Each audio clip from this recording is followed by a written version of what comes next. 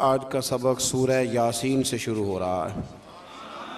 यासीन का तर्जुमा हरूफ मुक़त्तआत हैं, लेकिन मुक़त्तआत हरूफ के अलावा जिन बुज़ुर्गों ने किया है उन्होंने ये किया है कि यासीन का माना है रब फरमाता है ए मेरे सैयद, ए मेरे सरदार। फरमाया वल कुरानिल हकीम, मुझे कुरान मजीद की कसम हो, इन्नका लमिनल मुरसलीन, बेशक आप रसूलों में से हैं। मुझे कसम हो कि बेशक आप रसूलों में से हैं। फिर अल्लाह तबारक व तआला ने आगे मुतअद्दिद आयात के अंदर सूरह यासीन की मुतअद्दिद आयात के अंदर अल्लाह तबारक व तआला ने गाफिल लोगों को अल्लाह के अज़ाब से डराया है और उन पर हक़ की हुज्जत को कायम किया है। लेकिन कुछ सरकश लोग ऐसे होते हैं जिन पर दावत हक़ का असर नहीं होता। दावत हक़ उन्हीं पर असर होता है जो नसीहत को कबूल करते हैं, जिनका तरीक़ा है कि वो नसीहत को कबूल करते हैं। जिनका मिजाज नहीं ना जी नसीहत को कबूल करने का, तो उन लोगों पर हक़ की दावत का कोई असर नहीं होता। फिर आयत नंबर 38 से अल्लाह तबारक व तआला की कुदरत और जलालत का बयान किया गया कि सूरज, चाँद और सियारे तमाम कादर मुतलक के नज़म के ताबे हैं और ये मुमकिन ही नहीं कि इनमें से कोई फसाद या टकराव हो जाए। फिर आयत नंबर 48 में फरमाया कि कुफार कहते हैं वो वादा कब आएगा कि तुम सच्चे हो। इसके बाद फिर अल्लाह ताला ने वक़ूए क़यामत का जिक्र फरमाया है और बेशक बादल मौत को मुख्तलिफ पैरायों के अंदर बयान फरमाया है। आयत नंबर 54 से इरशाद फरमाया कि बग़ैर किसी जुल्म के आमाल का बदला देने और जन्नती लोगों के लिए नेमतों का जिक्र है और मुजरिमों को अलग करने और जहन्नम के आज़ाब का भी अल्लाह ने इन्हीं आयात के अंदर तज़किरा फरमाया है। आयत नंबर 65 में अल्लाह तबारक व तआला ने बताया है कि क़यामत के दिन मुजरिमों के मुँहों पर मोहरें लगा दी जाएंगी। मुँह होंगे, इन पर मोहर लगा दी जाएगी और इनके हाथ, पैर और दीगर आज़ा सुल्तानी गवाह बन के अल्लाह की अदालत में इनके खिलाफ गवाही देंगे। हाथ भी खिलाफ गवाही देगा, पैर भी खिलाफ, ज़ुबान पे तो मोहर होगी, ये गवाह बन जाएंगी सारी चीज़ कि हमसे क्या क्या जुराइम कराए जाते थे। फिर आयत नंबर 68 में बताया कि जिसे हम लंबी उम्र देते हैं तो हम इसकी जिस्मानी बनावट को इब्तदाई हालत की तरफ उलट देते हैं। यानी ऐसी लंबी उम्र की दुआ मांगनी चाहिए जिसमें इंसान की अकली, इल्मी, फ़िक्री और जिस्मानी कुव्वत सलामत रहे। इसमें सलामत ना रहे उस लंबी उम्र की दुआ, उसके लिए बुज़ुर्गों ने ये दुआ सिखाई है कि दुआ इस तरह मांगो, या अल्लाह जब तक तू मेरे लिए बेहतर समझता है मुझे दुनिया में रख, और जब मेरे हक़ में बेहतर ना हो तो फिर मुझे अपनी बारगाह का कुर्ब अता फरमा, फिर तो मुझे अपने करीब बुला ले। आयत नंबर 78 से अल्लाह तबारक व तआला ने मुनकरीन क़यामत के इस अकली सवाल का ज़िक्र फरमाया है कि जब इंसान मर जाएगा और हड्डियां तक बोसीदा हो जाएंगी तो दोबारा कौन ज़िंदा करेगा। फिर जवाब दिया कि दोबारा भी वही खालिक ज़िंदा करेगा जिसने बग़ैर किसी नामो निशान के पैदा कर दिया था। अब तो हड्डियों का नामो निशान है ना, तब तो नामो निशान भी कोई नहीं था। तो अगर उस वक़्त पैदा कर लिया था तो अब दोबारा ज़िंदा भी कर देगा। फिर आगे सूरह साफ़ात शुरू होती है। इस सूरह मुबारका में अल्लाह तबारक व तआला ने मुतअद्दिद चीज़ों का जिक्र फरमाया है और इस सूरत के शुरू में फ़रिश्तों की मुख्तलिफ़ जमातों की कसम खा के अल्लाह ताला ने अपनी वहदानियत का जिक्र फरमाया है। कुछ मज़ामीन ऐसे होते हैं जो पिछले असबाक से मिलते हैं, तो चूँकि जब 2 पारे करने होते हैं तो मेरी ये ख्वाहिश होती है कि सिर्फ वो मज़ामीन लाए जाएँ जो पहले बयान नहीं हुए। तो इसमें अल्लाह तबारक व तआला ने इरशाद फरमाया आयत नंबर 40 से लेकर 49 तक फरमाया कि अल्लाह ताला के बरगुज़ीदा बंदों को आखिरत में अता की जाने वाली कुछ नेमतें हैं। उनका ज़िक्र है कि उन्हें उम्दा मेवे मिलेंगे। वो जन्नत में इज़्ज़त और एहतराम के साथ एक दूसरे के मुकाबिल मसनदों पर बैठे हुए होंगे। सफ़ेद और लजीज शराबे तुहूर के जाम गर्दिश में होंगे जिनसे ना दर्द सर होगा, ना होश उड़ेंगे, पैकरे शर्मो हया हूरें होंगी, वो बुलंद मुकाम से जहन्नमियों का मुशाहिदा कर रहे होंगे और गोया जहन्नमी भी उनकी तरफ बड़ी हसरत के साथ देख रहे हों। जन्नत जो है ना, जन्नत में वो जिन चीज़ों की इंसान दुनिया में ख्वाहिश करता है ना, वो सारी चीज़ें अल्लाह जन्नत में अता फरमाएगा। तो फरमाया कि यहाँ तुम्हारे अंदर ख्वाहिशात रखी हैं, तो यहाँ वक्त भी थोड़ा रखा है, वक्त भी। देखिए ना, अक्लमंद आदमी है ना, उसको अगर कहा जाए कि ये 5 दिन के लिए बंदोबस्त है, मौज बड़ी है, लेकिन अगर तू ये छोड़ के 5 दिन सब्र कर ले तो फिर आगे तेरे लिए सारी ज़िंदगी का सब्र है, सारी ज़िंदगी की मौज है। तो अक्लमंद कौन है, 5 दिनों वाला कि सारी ज़िंदगी वाला? तो हमने 30-35 साल की मौज चाहते हैं। इसको छोड़ें, ख्वाहिशात को दबाएं, इंशाल्लाह फिर जब आँख बंद होने के बाद दोबारा खुलेगी ना, तो फिर अल्लाह बड़ा ही फजल फरमाएगा, बड़ा अल्लाह फजल फरमाएगा। फिर इससे आगे जब हम बढ़ते हैं तो फिर एक दफ़ा हज़रत सैयदना इब्राहीम अलैहिस्सलाम का जिक्र सूरह साफ़ात के अंदर फरमाया गया, और फिर वो दोबारा से जिक्र जब आपने बुतों को तोड़ा। लेकिन इसमें एक चीज़ का इजाफा है, वो क्या है कि अल्लाह तबारक व तआला ने फरमाया कि जब हज़रत इब्राहीम अलैहिस्सलाम को आग में डालने की उनकी सारी तदबीरें नाकाम हो गई, तो फिर हमने इब्राहीम अलैहिस्सलाम को इस्माईल अलैहिस्सलाम दिए। आपको पता है, फिर जब बेटा दे दिया, अल्लाह का अपना अंदाज़ है ना नवाजने का। अच्छा, हमारा मसला और तरह का है, हम कहते हैं कि नवाजता है तो फिर रोज़ नवाजे, नवाजता है तो फिर अल्लाह आपको कहता है रोज़ाना ज़कात दो, अगर कह देता तो ओ भाई, साल वाले बड़ी मुश्किल से हिसाब करते हैं, और हर रोज़ तो रब हर रोज़ चीज़ों का हुक्म नहीं देता। तो अल्लाह तबारक व तआला तदरीजन चीज़ों का हुक्म देता है, तदरीजन। लेकिन जब वो देता है तो फिर कहते हैं इसमें मद्दो जज़र आएगा, कभी दुख, कभी सुख, कभी सेहत, कभी बीमारी, कभी ऊपर कभी नीचे। तो हम ना सिर्फ मीठे मीठे के कायल हैं, मीठे मीठे, कड़वे का भी कायल होना चाहिए, इसलिए कि महबूब की तरफ से जो भी अता हो जाए वो उसका करम ही है। अल्लाह ने पहले हज़रत इस्माईल दिए, और जब बेटे से पूरा दिल लग गया तो फरमाया अब इसे छोड़ के आओ वादी गैर ज़ी ज़रइन में, जहाँ आज बैतुल्लाह शरीफ है ना, वहाँ कुछ भी नहीं होता था। हज़रत जनाब इस्माईल को और उनकी वालदा को छोड़ आए 2 किलो खजूरें और एक मिश्कीदा पानी का, और कहा अल्लाह मैं इन्हें तेरे हवाले करके जाता हूँ। फिर पाबंदी लग गई तो कई साल गए नहीं। मुफस्सिरीन ने बा इख्तलाफ रिवायात 9 साल या 13 साल के हज़रत इस्माईल हुए तो गए, और जब गए तो जाते ही कहने लगे वो यहाँ जिक्र है, फरमाया कि बेटा मैंने ख्वाब देखी है, मैं तुम्हें ज़िबा कर रहा हूँ। फलम्मा बालगा मा उसाया, जब बेटा साथ चलने के काबिल हो गया ना, तो कहने लगे बेटे मैंने ख्वाब देखी है, अन्नी अज़बाहु का, मैं तुम्हें ज़िबा कर रहा हूँ। फंजुर माज़ा तरा, तो अपना इरादा बता। मैंने सूरह यूसुफ में भी अर्ज़ किया था कि सारी ज़िंदगी लोग माँ बेटे की मोहब्बत का जिक्र करते आए, पर कुरान मजीद ने ना 2 जगह बाप बेटे की मोहब्बत भी बड़ी खोल के बयान की है। ये बाप बेटे का रिश्ता बयान किया जा रहा है। बेटे अब तो बेटे ज़िबा नहीं ना होते, अल्लाह ही खैर फरमाए। अब तो उनको जो सबक पढ़ाया जाता है ना, वो अच्छी तरह याद करते हैं, और याद करके सवेरे माँ बाप को सुनाते हैं कि जनाब आप भी तो थोड़ा ख्याल करें ना, अब आप भी तो ज़रा समझे ना, अब मेरे अपने भी तो बच्चे हैं ना। और देखो बाप का जो रंग कुरान ने बयान, अन्नी अस्बहु का, पुत्र मैंने ख्वाब देखी है, मैं तुझे ज़िबा कर रहा हूँ, इरादा बता। तो हज़रत इस्माईल ने ये नहीं कहा कि चलो अब्बा जी ज़िबा कर दो, कहने लगे या अबतिफ अलमा तुअमर, कहा अब्बा जी आप ज़िबा ना करें, आपने ख्वाब देखी है ज़िबा कर रहे हैं तो फ़कत ज़िबा ही ना करें, जो रब कहता है ना वो सारा आप मेरे साथ करें, जो हुक्म होता है वो, जो अल्लाह कहता है वो सारा करे।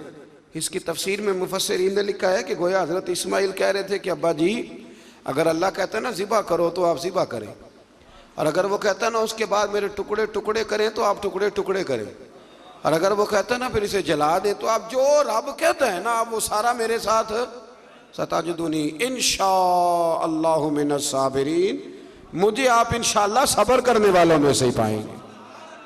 तो फिर अल्लाह करीम ने फरमाया इब्राहीम तूने ख्वाब सच्चा करके दिखाया है, हजरत इब्राहिम ने तो पट्टी बांध ली थी आंखों पे, बेटे के हाथ बांध लिए थे, उन्होंने तो छुरी चला दी थी। अब जिसने अमर करना था उसी ने ना किया। वफदैनाहु बिज़िब्हिन अज़ीम, और एक ज़िब्ह अज़ीम का फिदिया अल्लाह ने दे दिया। तो इकबाल कहने लगे ये फैज़ान नज़र था, यहाँ के मकतब की करामत थी। दो चीज़ें होती हैं, एक फैज़ान नज़र भी होता है। कई दफ़ा मकतब के निकम्मे फैज़ान नज़र से चल जाते हैं। ये तो इकबाल कह रहे हैं ना, ये फैज़ान नज़र था, यहाँ के मकतब की करामत थी। ये सिखाए किसने इस्माइल को आदाब फर्जंदी। यहाँ एक बात मैं माँओं बहनों से, बच्चियों से करूँगा और आप हजरात से भी करूँगा कि ये घर में अपनी बेटियों और बहनों को ये सबक दें कि बच्चे बाप के उस वक़्त फर्मा बरदार बनते हैं जब उनकी अम्मा उन्हें बाप का फर्मा बरदार बनाती है। हज़रत इस्माइल की अम्मा कह सकती थी कि बेटे तेरा अब्बा तो कभी आया ही नहीं, जंगल में छोड़ के चला गया, ये कह सकती थी। और क्या कुछ ज़हन में बच्चे के बैठ सकता था। पर हज़रत हाजरा ने कहा पुत्र तेरा बाप छोड़ के गया है ना, तो वैसे नहीं छोड़ के गया, तेरा बाप अल्लाह का रसूल है, अल्लाह का पैगंबर है। और मैं बाप से भी कहूँगा कि माँ का अदब करा सकता है तो अब्बा करा सकता है। अब्बा कराए अदब, उनको कहे कि बेटा मैं तो बाहर रहता था, तुम्हारी सारी परेशानियां तुम्हारी माँ ने देखी। यहाँ ये होता है कि माँ बाप अपने हक में दलाल देते देते वो दोनों ही छुट्टी कर जाते हैं, वो कहते हैं चलो ठीक है आप दोनों राजी रहें। अपने अपने हक में दलाल न दें, ये वैसे भी कमज़ोर लोगों का तरीका है। अल्लाह हमें समझने की तौफीक अता फरमाए। फिर अल्लाह तबारक व तआला ने इसके बाद फिर से एक दफ़ा अपने अम्बिया का, हज़रत इसहाक, मूसा, हारून, इलियास, लूत और यूनुस अलैहिस्सलाम जिक्र फरमाया इसी आयत में। आगे फिर सूरत साद शुरू होती है।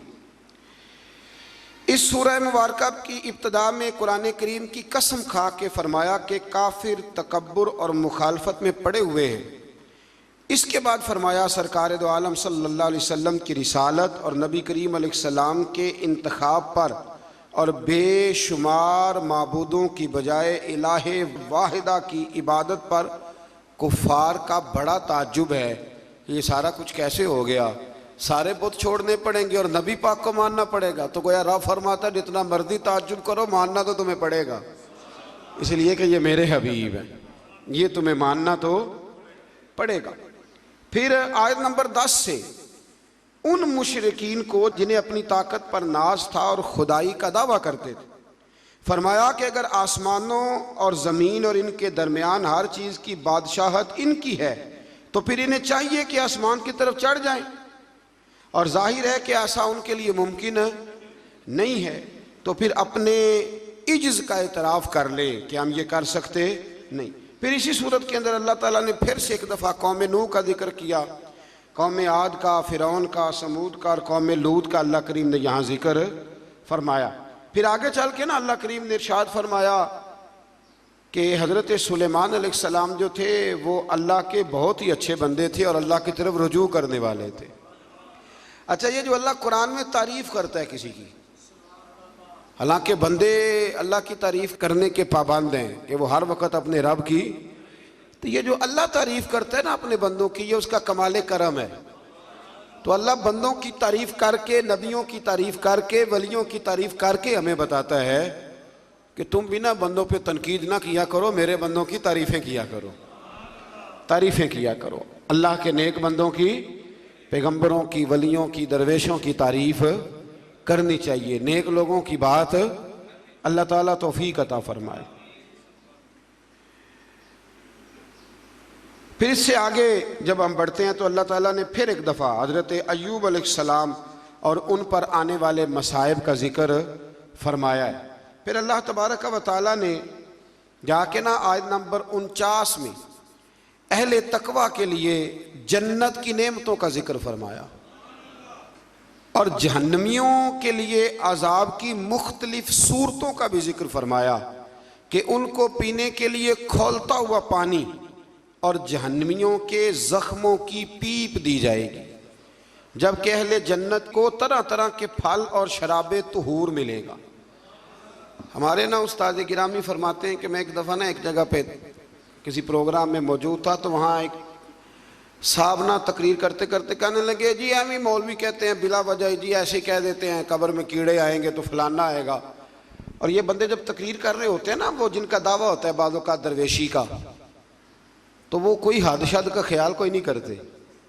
अब आपने ये आयत मुलाजा की ना कि अल्लाह फरमाता है कि जहन्नमियों के जख्मों का पीप पिलाया जाएगा। ये कुरान मजीद की नस है ना कि दोज़खियों को अजाब होगा। तो मौलाना ने कब्र का अजाब बयान किया तो एक साहब उठ के क्या, वो बाद में जो समझ लें कि जो आजकल बने हुए हैं ना दरवेश, वो कहने लगा जी मौलवी जो जिक्र करते हैं ना ये अपनी कब्र का करते हैं, दरवेशों की कब्र में बिच्छू नहीं आएंगे। तो फरमाते में उठ के खड़ा हो गया। मैंने उसको कहा कि तू 2 किताबें पढ़ लेता तो तुझे भी समझ आती, वो जो कुरान ने अजाब बयान किया तो वो किसका किया है, और जो रसूल करीम ने फरमाया है कब्र का अजाब, तो नबी पाक ने किसकी कब्र का जिक्र किया। जी बिच्छुओं से डराते हैं जी मौलवी, फलान करते हैं। और ये बहुत जाहिल लोग इस किस्म की बात करते हैं। मौलवी कौन होता है डराने वाला? मौलवी बेचारे की क्या हैसियत है? मौलवी तो नाकिल है, तो नाकिल लोग हैं, नाकिल नाकल नकल करने वाले, यहां से नकल करते आपको सुना देते, इतनी सी जिम्मेदारी है। और सूरह यासीन अभी गुजरी है, उसमें नबी कहते थे वमा अलैना इल्लल बलागुल मुबीन, भाई हमारे जिम्मे तो खोल के बयान करना है, हमारे जिम्मे तो खोल के।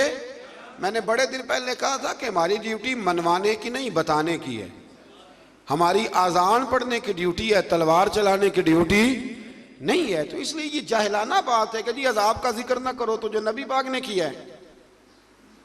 हज़रत उस्मान गनी कब्र पे खड़े होते तो रो पड़ते थे।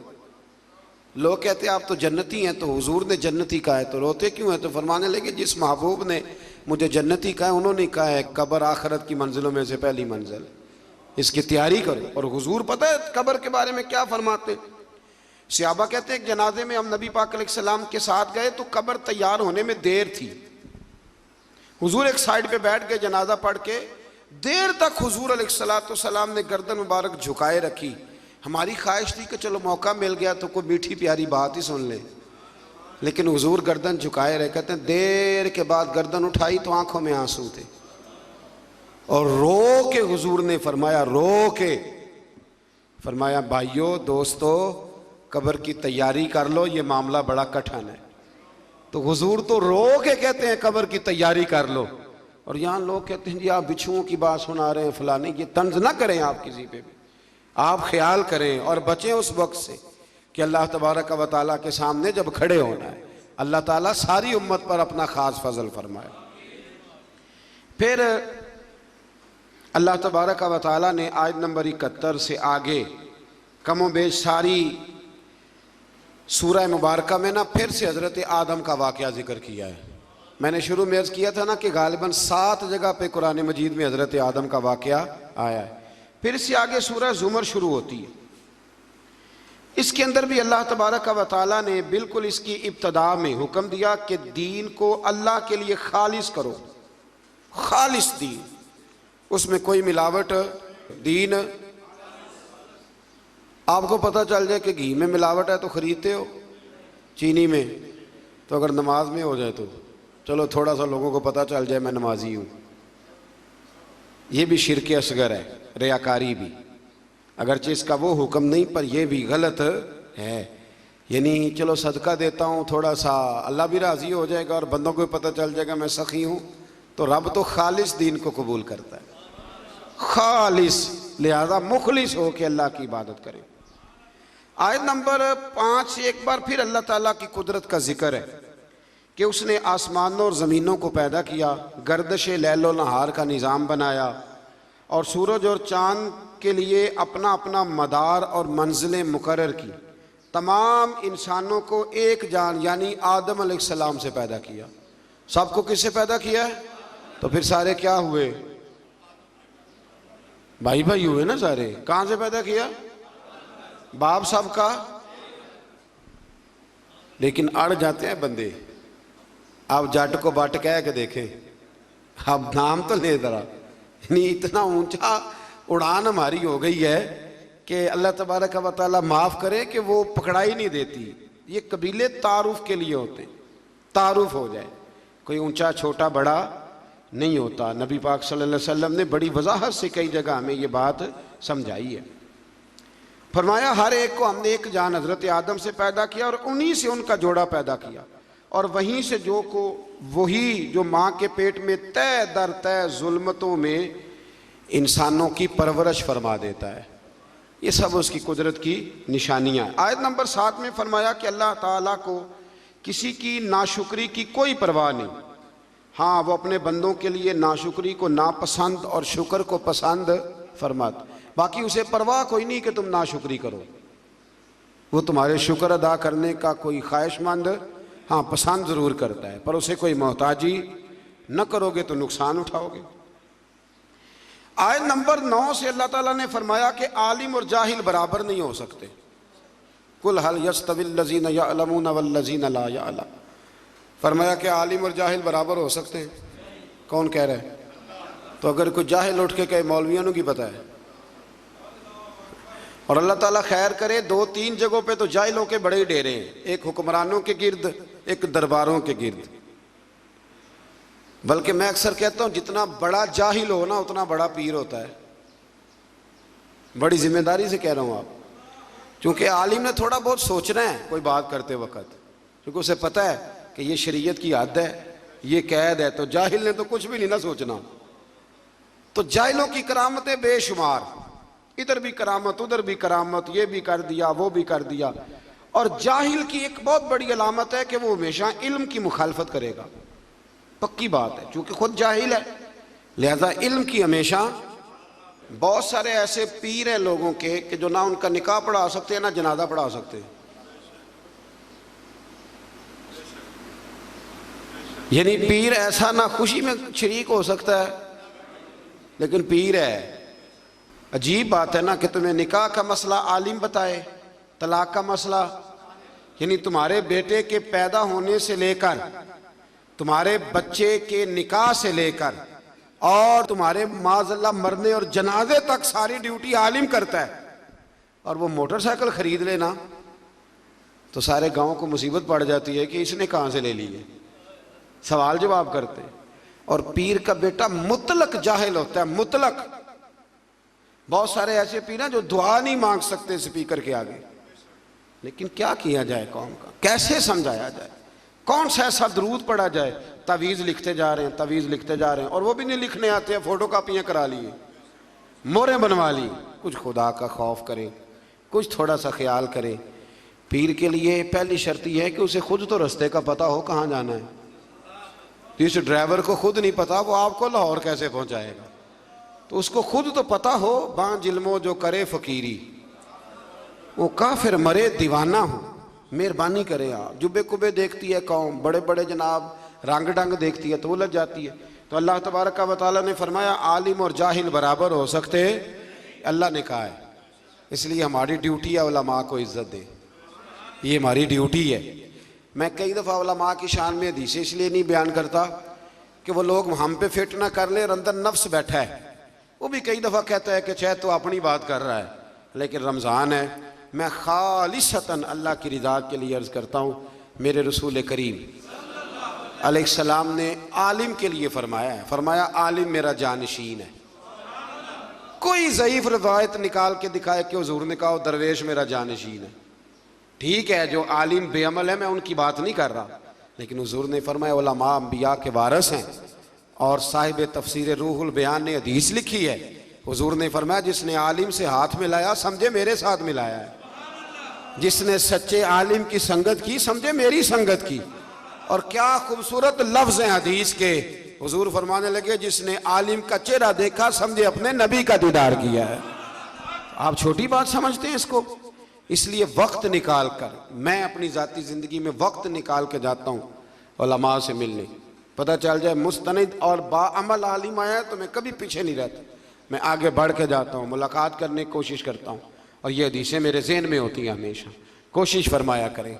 अल्लाह तबारक व तआला समझने की तौफीक अता फरमाए। फिर अल्लाह तबारक व तआला ने आयत नंबर 10 में मोमिनीन को तकवे पर कारबंद रहने और रुकावट की सूरत में अल्लाह की ज़मीन के वसी होने और मसाइब व आलाम पर सब्र करने वाले के लिए बेहिसाब अजर व सवाब का जिक्र किया है। फरमाया अगर तकवे के रास्ते में तुम्हारा मुल्क रुकावट बने तो ज़मीन बड़ी वसी है, कहीं और चले जाओ। लेकिन इख्तियार तकवा ही करना है। फिर आयत नंबर 15 से गैरुल्लाह की इबादत करने वालों के लिए अज़ाब शदीद और बुतों की इबादत से इज्तनाब करने वालों और अल्लाह की तरफ रुजू करने वालों और अच्छी बात सुनकर पैरवी करने वालों को बिशारत देते और हिदायत देने का भी मेरे रब ने जिक्र फरमाया। आयत नंबर 22 में फरमाया कि जिसके सीने को इस्लाम के लिए अल्लाह खोल देता है तो वो अपने रब की तरफ से नूर हिदायत पे कायम रहता है। कोई अल्लाह खुशखबरी दे रहा है कि अगर मैंने तुम्हें कलमे की तौफीक दिया तो समझो मैंने हिदायत का रास्ता तुम पे वाज़ेह फरमा दिया। फिर आयत नंबर 23 में कुरान मजीद की असर आफरीनी को बयान किया गया। ये मिलते जुलते मज़ामीन पर मुश्तमिल बेहतरीन कलाम है जिसे बार बार दोहराया जाता है। जिनके दिलों में खशियत इलाही है इसे सुनकर इनके बदन के रोंगटे खड़े हो जाते और इनके जिस्म और दिल अल्लाह की याद के लिए नरम हो जाते। फरमाया ये मिलते जुलते मज़ामीन है जिनको बार बार दोहराया जाता है। कुरान में कौन से मज़ामीन है और बार बार? ये शिकवा भी छोड़ दें कि हमारी मस्जिद का खतीब हर साल एक ही मजमून बयान करता है। अल्लाह कहता है कुरान के मज़ामीन को बार बार दोहराया जाता है। तो जंगे बदर हर साल जब बयान होती है तो वही बयान होगी ना जो पहले से हदीसों में लिखी हुई है। एक कोई नया वाक़या दर्ज करके बयान हो। कौम को इस पर भी शिकवा होता है, कहते पिछले साल भी सुनाया था। मैं एक जगह पे गया तो मुझे कुछ लोग कहने लगे जी आप तकरीर छोटी करते हैं तो आप ना आज हमने लंबी तकरीर सुनी है, पिछले साल भी आपने 40 मिनट तकरीर की थी। मैं क्या तुसी पिछले साल वाली सुनाओ तो नवी सुन लो, ठीक हो गया ना जी।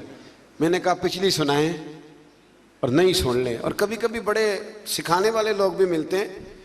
एक जगह पर तकरीर ख़त्म करने लगा तो एक बुज़ुर्ग हैं, वो बड़ा मुझसे प्यार करते मोहब्बत करते हैं, बड़ी उनकी दिलचस्पी है।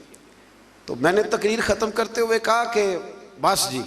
तो बाबा जी कहने लगे नहीं थोड़ी सी और। मैं क्या जिस मैं कमा ख़त्म हो गई है, कहने जो ख़त्म होगी तो मुड्डो लग पवो, ये ही सुना दियो दोबारा। अब ये सिखाने वाली बात है ना जी कि बुज़ुर्ग बहुत सारे हाज़िर दिमाग होते हैं। कहने लगे आप शुरू से लग जाएं जहाँ से शुरू किया था, और हमें ना ज़्यादा सुना है। अल्लाह करीम तौफीक अता फरमाए। फिर आयत नंबर 60 में अल्लाह पर झूठ बांधने वालों के चेहरों के स्याह होने का जिक्र फरमाया। जो अल्लाह पे झूठ बांधेगा उसका चेहरा, कभी कभी ना हम भी कह देते हैं कि अल्लाह कुरान में ये भी तो कहता है ना जी। तो आपको पता है ये आयत है कुरान की, है सही आयत। इस तरह उस दिन बात नहीं हो रही थी सूरत यूसुफ में कि जी वो भेड़िए ने हजरत याकूब से क्या कहा था। मैं क्या मैनू तो नहीं पता उन्हें किया क्या। कहते उन्हें आख्या जे मैं यूसुफ खादा हो तो मैं 14वीं सदी का मौलवी होवां। पता नहीं केड़ी किताब आया, लेकिन बात मशहूर बड़ी है कि नहीं। कुछ मसले ऐसे हैं जिनका कोई वजूद नहीं। तो कहते हैं जी जिन्हें उमरा कर लिया तो अज फर्ज हो गया। मैं क्यों उसको खान रोटी ना हो तो अज किवें फर्ज हो गया।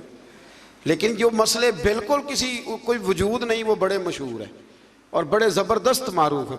तो ये किसी जगह रवायत नहीं। उलमा की तौहीन के लिए लोग बातें गढ़ लेते हैं लेकिन कहीं भी मौजूद नहीं है। आयत नंबर 62 में फरमाया कि अल्लाह ताला हर चीज़ का खालिक और निगहबान है और ज़मीन व आसमान की कुंजियों का मालिक भी अल्लाह ही है। चले बात आ गई तो एक मसला इस तरह का और भी है, वो रमज़ान में ज़्यादा बयान होता है कि कीड़ी नज़र ना आए तो खाते रहना चाहिए, चींटी नज़र ना आए तो मैनू महीना महीना नहीं जी दिसदी। और आप में से बहुत सारे ऐसे लोग हों जिन्होंने सारे रोजे देखे ही नहीं, क्या करें फिर। और बहुत ज़्यादा तेज़ रोशनी हो लाइटों की तो वैसे ही नज़र कोई नहीं आती। ये सवाल किसी ने पूछा था तो चलो उसका जवाब भी आ गया। कहने लगे कि रोज़े के टाइम अजान तक खाना पीना चाहिए या ऐलान हो जाए तो बंद कर देना चाहिए। ये जो अजान होती है ये रोज़ा बंद करने के लिए नहीं होती, अजान नमाज के लिए होती है, वो सारा साल होती है। अजान किस लिए होती है? और किसी वक्त मौलवी साहब की आँख 10 मिनट लेट भी खुलती है तो लेट भी होती है अजान। अजान का रोज़े से कोई ताल्लुक़, रोज़े का टाइम से ताल्लुक़ है। जब ऐलान हो जाए ना बंद कर दो तो लिहाजा रोज़ा वहीं पे बंद करना है। वो अल्लाह ताला माफ़ करे। मैंने एक शख्स को मस्जिद में एक दिन मसला बताया तो वो कहने लगा जी मेरे तो अब्बा जी कहते ने बड़ियां बांगा होनियां ने अजे तू खांदा रहो। मुझे नहीं पता, मुझे पहली दफ़ा उस दिन पता चला। वो कहने लगे मैनू अब्बा जी आख्या वो बड़ियां बांगा होनियां ने, कहते अजे पहली हुई है, तू एंड वाली तक खा। ओ खुदा के बंदो रोज़े का अल्लाह ने हद बनना मुकर्रर फरमाया है, तो आप हद में रहेंगे, बेहद। अब तो कैलेंडर हैं और आप टीवी पे यूं पट्टियां चल रही हैं, ये टाइम है, जो अखबार छप के आ जाएगा उस पर कल का टाइम लिखा होगा। किस चक्कर में आप। और बहुत सारे टाउन ऐसे हैं, सोसाइटियां ऐसे हैं जिनमें अजान की आवाज़ ही नहीं जाती घरों में, 3-3 4-4 पोर्श, तो वहाँ आप क्या करेंगे। तो अजान का नमाज से ताल्लुक़ है, रोज़े से ताल्लुक़ नहीं है। तो कई दफ़ा अजान देर से दी जाती है, अजान देर से। अच्छा, फिर बड़े मज़ेदार हैं लोग। मैंने अगला सपारा शुरू करना है पर बात आ गई थी, मुकम्मल करना भी बड़ा ज़रूरी है। बड़े मज़ेदार हैं। रमज़ान में सहरी के लिए पूछते हैं कि जी हमने नहीं ऐलान पे बंद करनी, हमने तो अजान पे। तो रोज़े में ऐलान पहले होता है, अजान बाद में होती है। जब इफ्तार होता है तो फिर पहले ऐलान होता है, फिर वो इसलिए पहले ऐलान होता है कि चलो ऐलान करने वाला बेचारा भी खोल ले रोज़ा, तो रोज़ा खोल के 5-7 मिनट के बाद अजान देता है ना, उत्थे नहीं बंदे मसला पूछते तो ये ऐलान तो नहीं, असा तो भाई बांगते ही खोलना है। पूछा कभी किसी ने तो ये क्यों ऐसे काम कर, जिनका वजूद कोई नहीं, वहाँ कोई और बात और यहाँ कोई है ना अजीब बात। यानी ज़कात देनी होती है ना जब, तो ज़कात का निसाब 52.5 तोले चांदी भी है, उस वक़्त कहेंगे जी वो 7.5 तोले सोने के बराबर पैसे होंगे फिर देनी है। ऐसे ही है, 2.25 सेर गंदम मैंने देनी है जी फतराना, तो मैं कहता हूँ तू 3.5 किलो खजूरें फतराना देना, और देना भी अजवा की कीमत। वो क्यों नहीं देता, हदीस में तो वो भी आया है। हालांकि अरब के बाद इलाके ऐसे थे जहाँ खजूरें सस्ती थी, गंदम महंगी थी, इसलिए उनका वजन ज्यादा रखा गया खजूरों का, गंदम का थोड़ा रखा गया। अब किस हिसाब से देते हैं। आज सवेरे एक बंदे ने मसला पूछा है, कहता है जी बच्चे बाहर हैं तो उन्होंने फतराना उथों के हिसाब ना देना कि इथों के हिसाब ना। मैं क्या, बड़ा लाख रुपया फतराना है जिसका हिसाब करते फिरते हो। ओ खुदा के बंदे दे दे जो देना है, और फतराना हैसियत के मुताबिक दें। कुछ बंदे ऐसे हैं जिनका 5,000 बनता है एक बंदे का, मैंने कहा हैसियत के मुताबिक दे। जो गरीब आदमी है वो दे 200 रुपया, ठीक है, अर्ज नहीं, साल के बाद देना है ना अल्लाह के कहने पर। तो आप मेहरबानी करें, अल्लाह तौफीक अता फरमाए समझने की। इस पारे के शुरू में अल्लाह पर झूठ बांधने और हक को झुटलाने वालों को जहन्नमी करार दिया गया है, जो हक को झुटलाते और सच्चे दीन को लेके आने वाले यानी रसूलुल्लाह सल्लल्लाहु अलैहि वसल्लम और उनकी तस्दीक करने वाले को मुत्तकी कहा गया है। तस्दीक करने वाले हज़रत अबू बकर सिद्दीक हैं। हुजूर सच लेके आए और जनाब सिद्दीक अकबर ने उसकी तस्दीक की। ये कम बेश तमाम मुफस्सिरीन ने हज़रत सिद्दीक अकबर का नाम ही लिखा है। फिर आगे जाके अल्लाह तबारक व तआला ने आयत नंबर 41 में रसूलुल्लाह सल्लल्लाहु अलैहि वसल्लम को तसल्ली देते हुए फरमाया कि हमने आप पर हक पर मबनी किताब नाजिल की है, सो जो हिदायत को इख्तियार करेगा उसका फ़ायदा उसी को पहुँचेगा, और जो गुमराही इख्तियार करेगा उसका वबाल भी उसी पे होगा। आप इनके ज़िम्मेदार नहीं हैं। अगली आयत में नींद को आर्जी मौत से ताबीर किया गया और बताया कि नींद और मौत में इतना ही फ़र्क है कि मौत की सूरत में बंदे की रूह आर्जी तौर पर नहीं बल्कि मुद्दत दराज के लिए कब्ज़ कर ली जाती है। आप बताइए, जब नींद आई होती है आपको, वैसे आपने आधा घंटा 20 मिनट गुजारने हों तो पता होता है कि 20 हो गए 10 हो गए, तो सोए सोए आँख खुलती है तो हो इतना टाइम हो गया है। तो अल्लाह फरमाते हैं इसी तरह मौत का मामला होगा।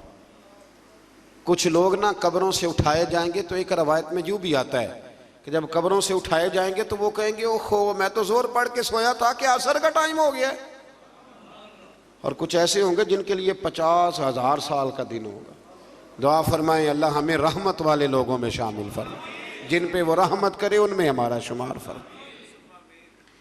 फिर अल्लाह तबारक व तआला ने आयत नंबर 43 और 44 में फरमाया कि सब शफात अल्लाह ताला के इख्तियार में है, जो आसमानों और ज़मीनों का मालिक है, और कुफ़ार के माबूदाने बातिला को किसी की शफात का इख्तियार नहीं, बल्कि तो वो अपने लिए किसी चीज़ के मालिक नहीं है। उनको सिफारिश का हक भी, सिफारिश भी अगर करेंगे तो अल्लाह के बंदे ही करेंगे। हुजूर ने फरमाया सबसे पहले अम्बिया करेंगे, फिर उलमा करेंगे, फिर शहीद करेंगे, फिर नेक लोग अल्लाह की बारगाह में सिफारिश करेंगे। आयत नंबर 47 में बेपनाह दौलत जमा करने वालों को खबरदार किया गया है कि अगर वो ज़मीन की सारी दौलत के मालिक बन जाएं और इसके बराबर भी इनको मिल जाए तो वो क़यामत के दिन ये सब कुछ देकर आज़ाब से अपनी गर्दन छुड़ाना चाहें तो भी उन्हें खुलासी नहीं होगी, जितना मर्जी माल जमा कर लें।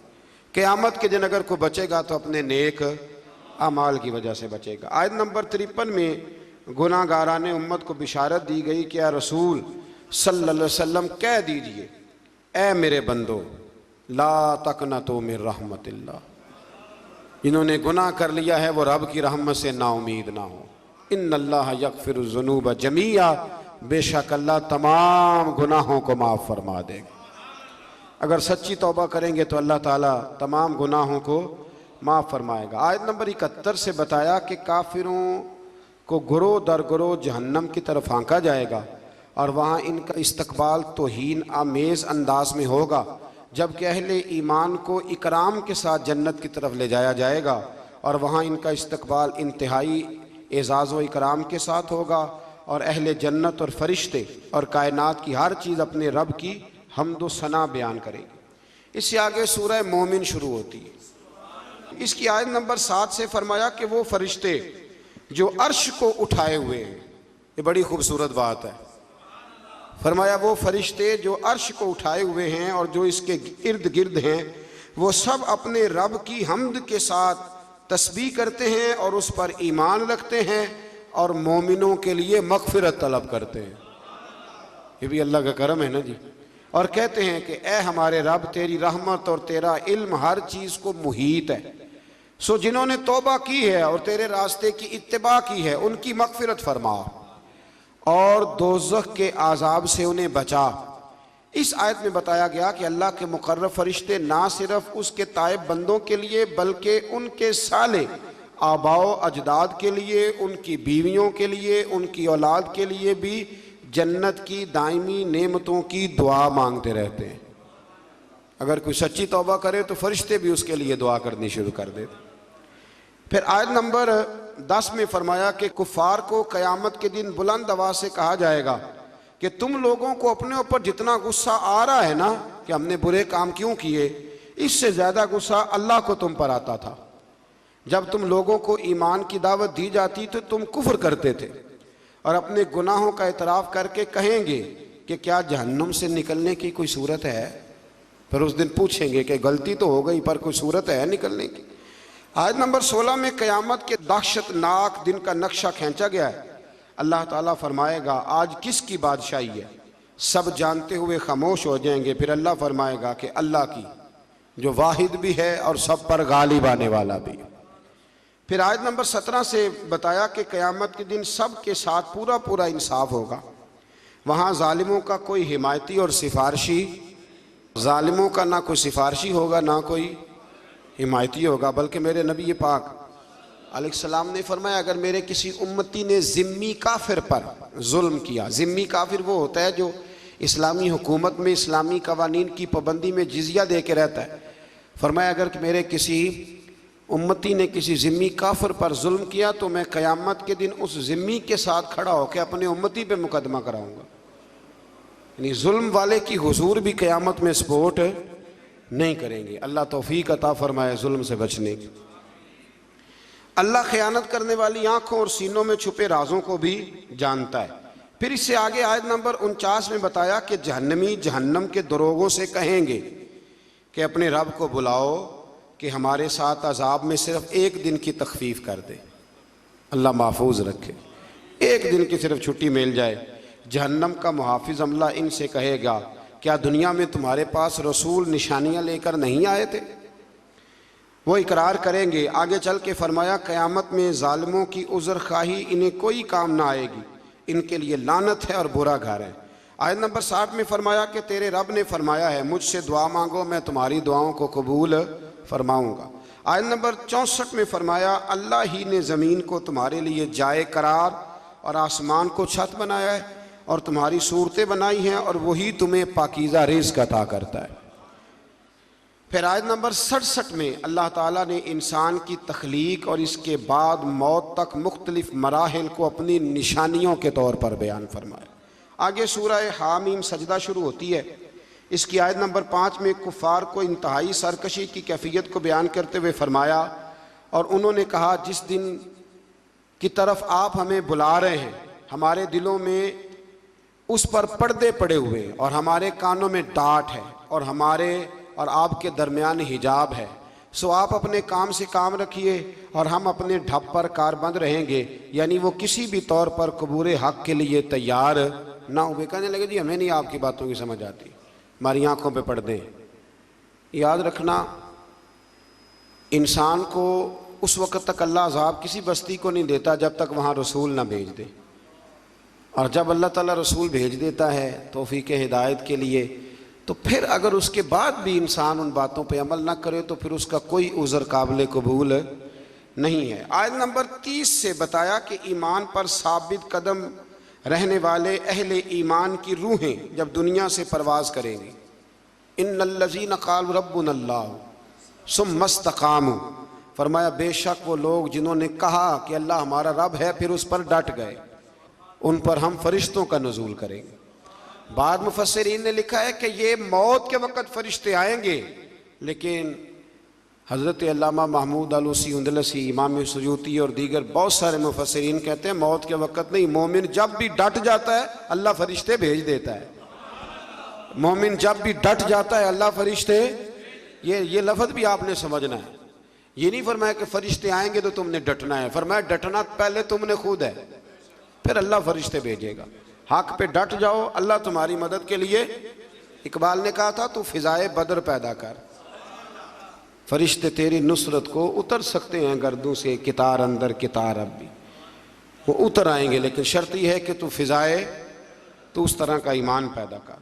फरमाए फरिश्ते नाजिल होंगे और कहेंगे कि तुम न किसी आने वाली बात का खौफ करो, न किसी गुज़श्ता बात का रंज और मलाल, और इस जन्नत की बिशारत सुनो जिसका तुमसे वादा किया गया। और फिर इन्हें बताया जाएगा कि अल्लाह गफूरुर रहीम ने इनके लिए जन्नत में ज़ियाफ़त का एहतमाम किया है। बड़ी खुशी वाली बात है।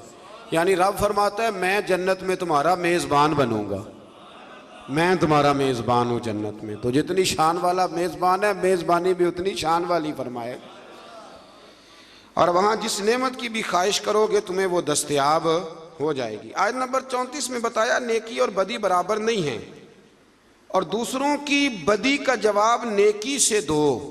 अल्लाह फरमा रहा है बदी का जवाब नेकी से दो, इसके नतीजे में तुम्हारा मुखालिफ तुम्हारा सरगर्म और पुरजोश दोस्त बन जाएगा। अगर तुम जवाब नेकी से दोगे ना, मेरे पास वक्त नहीं वरना यहाँ कुछ हदीसें पढ़ता जिनमें नबी पाक अलैहिस्सलाम ने उन लोगों से नेकी की जो बज़ाहिर जुल्म करने आए थे। हुजूर ने नेकी की तो वह मेरे रसूल के ग़ुलाम बन गए, वो नबी करीम के ग़ुलाम बन गए। आयत नंबर 39 से अल्लाह ताला ने हयात बादल मौत के सबूत के लिए हिस्सी मिसाल दी कि तुम देखते हो ज़मीन खुश्क बंजर और गैर आबाद होती है, यानी बेजान होती है, तो हम इस पर बारिश का पानी नाजिल करते जिसके ज़रिए वो सरसब्ज और शादाब हो जाती है, और नमू यानी निबातात उगाने और बढ़ाने की सलाहियत उसमें पैदा हो जाती है। तो जो ज़मीन के लिए हयात है, फरमाया पास जो अल्लाह बेजान ज़मीन में जान डाल देता है वही आखिरत में मुर्दों को भी ज़िंदा फरमा देगा। और कई दफ़ा ज़मीन में जान डलती है, एक दफ़ा बिल्कुल सही हो जाती है, फिर हल चलाएं, फिर बीज डालें, फिर जान डल जाती है। इसी तरह मरने के बाद भी अल्लाह दोबारा इंसानों में जान पैदा करेगा। आयत नंबर 42 में कुरान की शान एजाज़ को बयान किया कि इसमें किसी भी जानिब से बातिल की कोई आमेज़श नहीं हो सकती। ये सरासर हक़ है, कुरान सरासर हक़ है। मेरी ये ख्वाहिश है, ये ना सुन्नत है क़यामुल लैल आखिरी 10 रातों का, आप अपने अपने घरों में या अपनी अपनी मस्जिदों में कम से कम ताक रातों में रात को कुछ देर के लिए जल्दी ज़रूर उठें। सारी रात हो सके तो बड़ा ही अच्छा है। हज़रत आयशा कहती है नबी पाक सल्लल्लाहु अलैहि वसल्लम नफल के लिए पाबंद नहीं करते थे, पर रमज़ान की आखिरी 10 रातों में कहते थे उठो। ख़वातीन भी कोशिश करें, ये आखिरी 10 दिन जो होते हैं ना बड़े कीमती, और बिलखुसूस ताक रातें। बता इसलिए रहा हूँ कि आप में से कोई नेकी करेगा तो मेरे लिए भी बख्शिश का गुज़रिया बनेगा। ज़रूर कोशिश करें, कम से कम 1 घंटा, अगर आप मतलब नहीं सारी रात बेदार रह सकते तो 1 घंटा आप रोज़े से ज़रा पहले उठ जाएं, कुछ तिलावत, कुछ इबादत, कुछ दरूद पाक, यारो बड़ा ही ज़रूरी है। हुजूर ने बड़ा ही पसंद किया है और बड़ी कीमती ये वो अजीम रातें हैं जिनके लिए खैमा लगा के मेरे नबी मस्जिद में ही बैठ गए। तो आप इनमें कोताही न करें। अल्लाह ताला तौफीक अता फरमाए।